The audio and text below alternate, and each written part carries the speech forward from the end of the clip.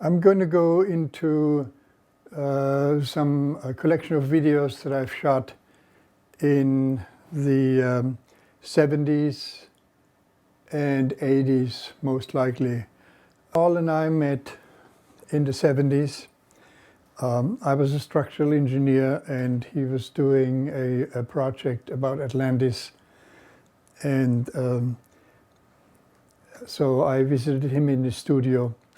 And I had been looking, while I was an engineer, at various visionaries. Buckminster Fuller was alive. Paolo Soleri came from Italy and he started building futuristic cities, so to speak, different than what cities are traditionally from the Roman time all the way through to the modern era. And in those years, in the 70s and 80s, there were many people that were thinking somehow about the future in certain ways. So Paul and I met, and at some point we ended up making a proposal in conjunction with Joe Aiello, who had the idea to develop the Boston Harbor Island in some culturally unique ways.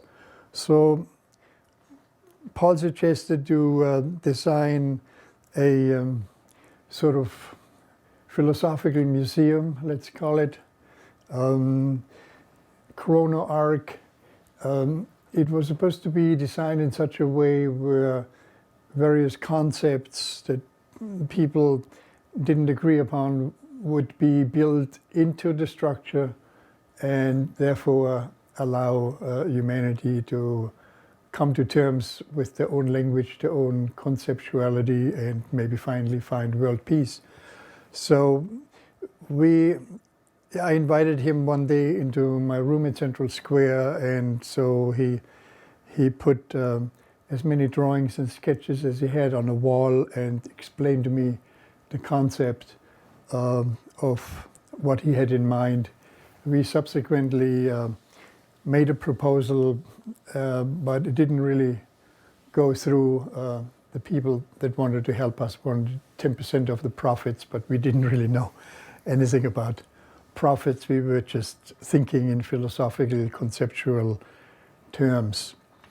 I came into the situation using video because I had been a structural engineer, computers, cybernetics as they were called, very came into the engineering process, and I felt computers alone were only dealing with digits and numbers, and the human element potentially was not included there. And I thought video, by having a person, I'm talking, you're seeing me involved, was one way of tying it into the design process. So I, after leaving engineering, kind of became a member of the visionary cell. I was also a member of other groups in Central Square who attempted similar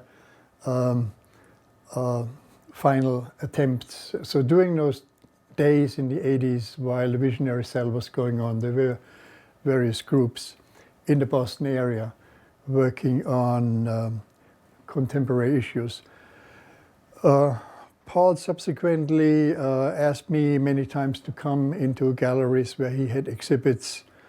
And so we're seeing here some of the things from that time. I experimented with video as a new design tool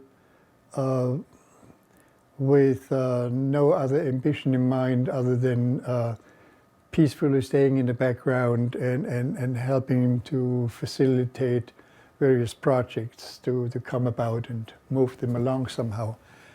This was, of course, all before we had the internet. So many of those things that were then recorded or talked about have subsequently come to pass, according at least to my experience, because in the days when I started videotaping, or when these videos were recorded, they were recorded on half-inch video, and so these are digitized images of half-inch video. This is a proposal that Paul made of, I believe, New Jerusalem. This is a model of that house. Some of the features of it are like 5 Aeolian harps that will be tuned to the pentatonic scale. Now, a musician friend of mine is working on dealing with the overtone series of that. So these will be like sound healing. And then there'll be color healing window experiments in this really what is essentially this passive solar area. I don't have the rest of the plans here, but inside there's a balcony that goes down into the lower area. Then I figured out how to grow a tree upside down, because the tree of Sephiroth has its roots in heaven and the foliage on earth. So with 5 palm trees, young palm trees, that are bent. Here's another member of the Boston Visionary Cell, who, the magic man, he would invent various instruments. And so usually when the group would show up, there were poets. There was Brother Blue was a very important part of, and would show up at various group shows. This is a structure of a Urpflanze that Paul made. We did a show at the Goethe Institute. Goethe, a German poet and botanist and scientist, had the idea that there was this aboriginal plant maybe from which all plants have originated. And so we had this group show called the Urpflanze, and since there is a Goethe Institute in Boston, we had a show there at the Goethe Institute. Paul would also then develop an idea of how actually an organically grown house could be potentially made in the future through altered form of biology, designing biology in such a way that where it could be programmed to develop and grow in certain ways, grow as structure, as building material. This was in the days where we were building in reinforced concrete and structural timber and the like, so the idea of growing houses organically seemed a little bit far out, but we had, these are still images of the exhibit at the Goethe Institute. This is Goethe and Schiller. These are 2 contemporaries of that time in Germany that were very popular during the time that Shakespeare was popular during English language development. Goethe and Schiller were the ones in the German language. And Paul was always very intrigued by certain German terms. Zeitgeist is a German term which literally means time and spirit. Or so a lot of those terms occasionally became into use to help get away from a very mechanistic worldview. Paul's approach to reality was, in a way, to almost invent his own language to describe realities that otherwise in traditional scientific, technical business language couldn't be expressed. From Goethe Institute, we went to an exhibit together that had to do with, I think it was called End of the Future, and it was for the World Future Society. It was somewhat in a challenge to whatever World Future Society was throwing out. This year, still me talking at Goethe Institute about I had this feeling that our language had to be changed because we were just too stuck in certain terminologies.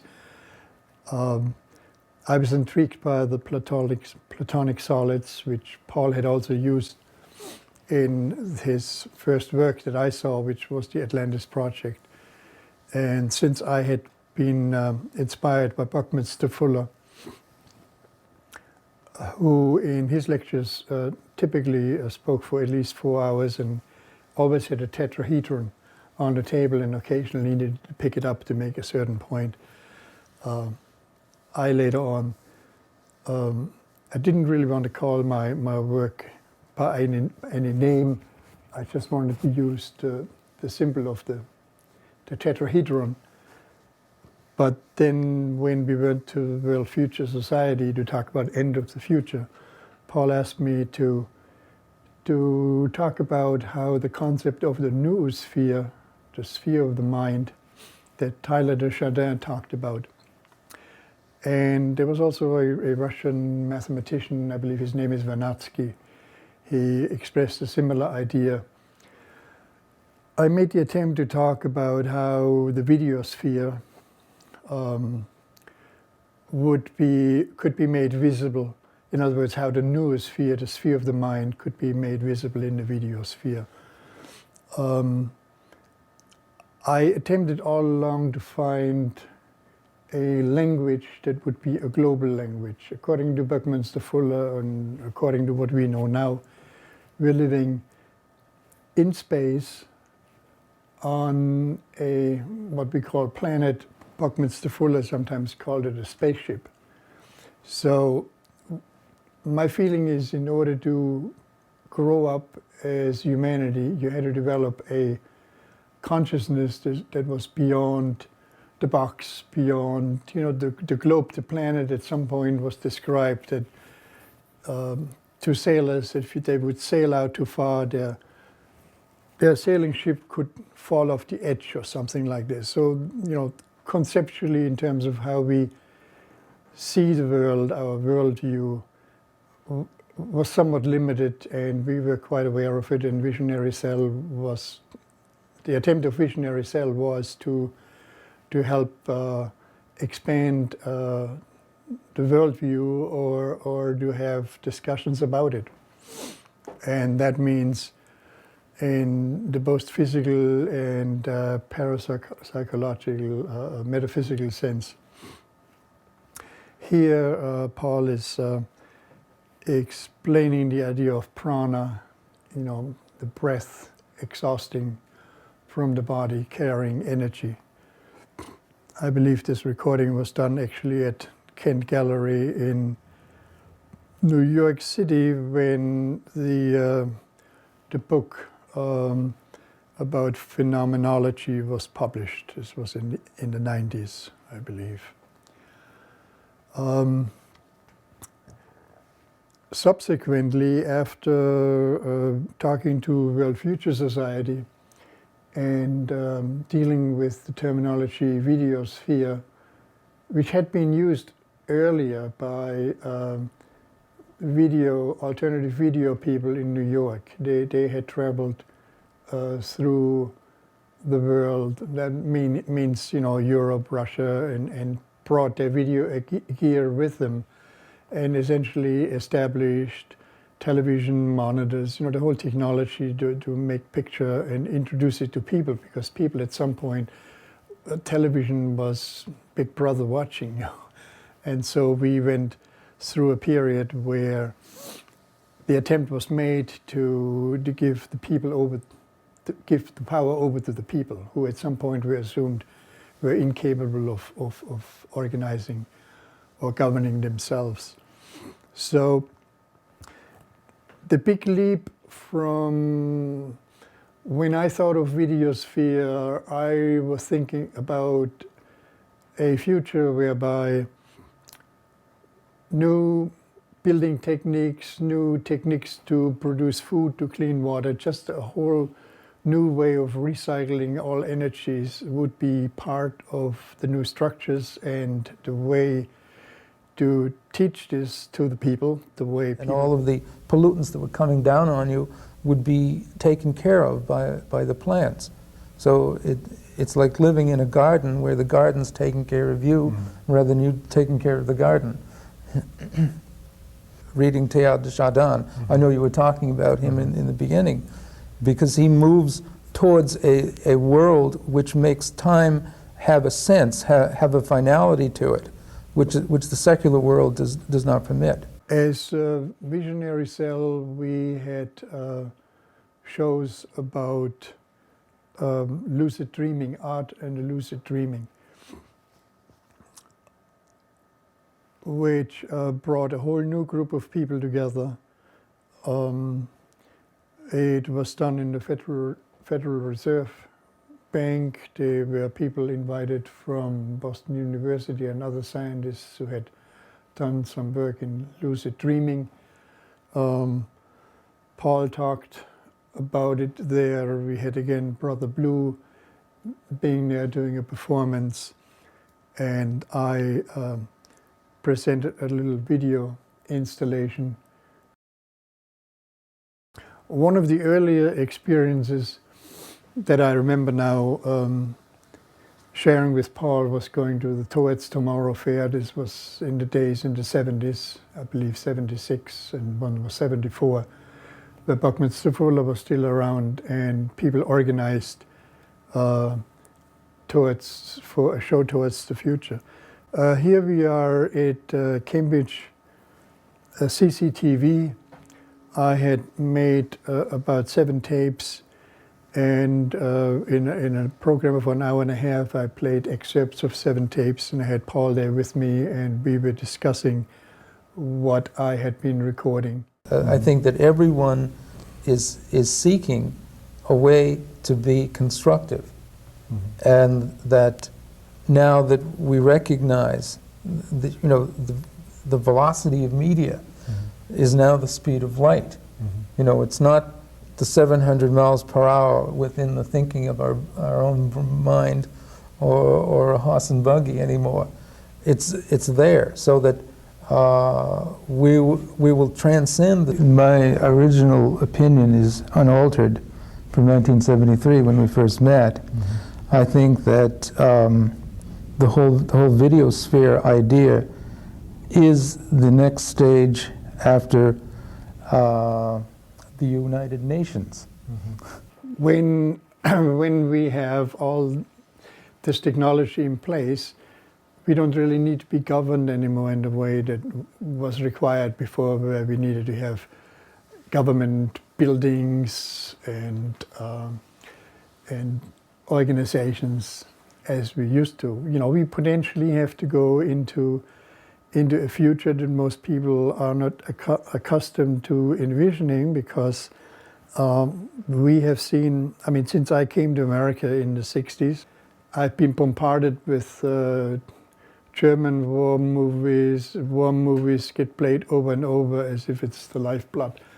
And so we kind of stuffed with war and disaster information, and we're not even used to seeing information that leads us to envision a positive future. A positive future is, according to the vision that Buckminster Fuller had, he said there's either going to be utopia or oblivion. And so it's up to us now to decide which way we want to go. And my feeling is, as the artist community, perhaps, is best suited to develop a form of language that will then finally include everyone else, either to help them come out and join the performance, pick up from other people what they're doing, and gradually get used into this other type of lifestyle, which, for lack of a better word, would be utopia. Personally, I like to avoid these terminologies because they usually get argued by someone else. You know, we're so used to playing devil's advocate, but devil's advocates at this point in time are not necessary anymore. They're sort of totally irrelevant, because they're taking the energy that it takes to create away. They're just taking it. It's like a in computer terminologies, there used to be a thing, it was a loop. It was just something that they would freeze and then had to be fixed somehow, because nothing ought to be stuck in a loop. A cancer is like a loop. It's a self-defeating organism. The Boston Visionary Cell focused primarily on almost metaphysical aspects more than, because we came then in the 80s, 70s out of a very physical time. You know, it was the time of mutually assured destructions. We had developed in our society so many nuclear weapons that there were discussions about what do we do with the waste that was accumulated. There was really a big fear amongst people about, you know, the technology we had created and the problems that they created. Just alone the nuclear weapons issue was big. The environmental problems were discussed in those days. So, like I said earlier, the visionaries were Buckminster Fuller at some point, and then there were many other people there. And Paul, in a way, he collected many books. He studied a lot of stuff. His studio was filled with items, and so he was a source of for other artists to not so much be stuck in their own thing that they were doing. He was continuously encouraging people to think a little further than conceptually, particularly. He would take language apart, like here, you know, he has the swastika in his paintings, and then he goes into the left and right.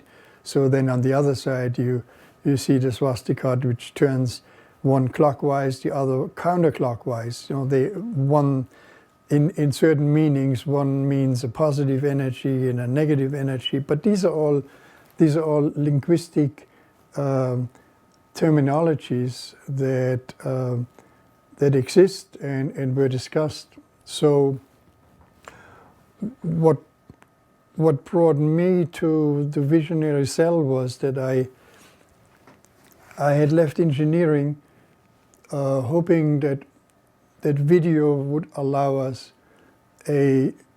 would give us a language tool to help us get out of the trap that fixed language presents in a way. For example, the Lakota, which we had visited, their language was actually never written down. They feel language is a spirit language, and therefore language changes as spirit requires it. So there's a problem when we write things down and then they are fixed in a way. So those kind of things were discussed by Paul. Paul also brought up the whole issue of extraterrestrials or flying saucers, where in his work he was one of very few people that I knew who would even bring this all in one subject. But we are living in a time now where, in particular now, since we're communicating amongst each other over internet. When I started with the video sphere idea, the mass media was controlled, and we thought by people getting their own cameras and communication tools, it would open up the channel. But what it really opened up was, as Buckminster Fuller told us, that when the technology of television and computers merge, by computers we mean then, of course, with the internet, of course, then we would have actually the tools to make it through the future, because people kept looking at him for answers, you know. And it's so even Buckminster Fuller suggested many things that ultimately, in a practical sense, didn't make sense. But in order to explore, you have to deal with subject matters in a playful way, and in your play discover new things. So in other words, you're playing, you're discovering without there any being intent of, you're stumbling into things. I've done I've been in many sessions that people had about vision, future, and what I learned at some point from someone from the Waldorf school is if you're searching for something by having it fixed in mind, it's very hard to find it. But if you kind of go about it in a very open and playful way, you might just discover it, and all of a sudden you have this aha moment. So this is partially of what brought me into the visionary cell. Also, doing video, you have to be part of a group in a way. You can't really do it by yourself. So the group activity was very interesting. There were people from the Psychic Science Research Group of New England came and joined the group, and so there were many sessions that were on the parapsychological level included in visionary cell activity. Subsequently, in the 80s, not in the 80s, by 2000, I stopped recording on videotape and had to change to digital recording, which opened up a whole new world for me. This is one part where a lot of my contemporaries stumble and don't go, unfortunately. And so I've been spending now 13 years dealing with this whole new digital world and sticking with it. And Paul was actually in the middle of a group of people who has had various experiences. Pretty much, I would say, a grounding element in this community of artists. Yeah, to quote Brother Blue, it was in the middle of the middle of the middle. Yeah. that was his favorite phrase. And so talking about back up to the video sphere, so that I came along and I thought, okay, since this is electronic reality, we have to make, Paul thinks there could be an electronic reality that replaces computers, and then where we get somehow through this energy what we need. We're almost there. Oh, yeah. I swear that I will live through a time when the entire Earth is covered with a coherent electronic information, so that you can know all the things that are going on around the Earth, no matter where you are on the Earth. And this was, I think, a part of the dream of Tesla. Mm-hmm. Well, he, of course, they didn't like his work because he couldn't. They needed some way to put a meter in this so they could charge people. His idea was to get it all for free, right? Yeah. Well, that's what we're moving to, a free society. I mean, free from economy. Yeah. I mean, they spent the whole time last night talking about the economy and who didn't do that stuff. But the thing is that if we could get rid of the economy, we'd be doing well. Yeah. So people are working on it. Yeah.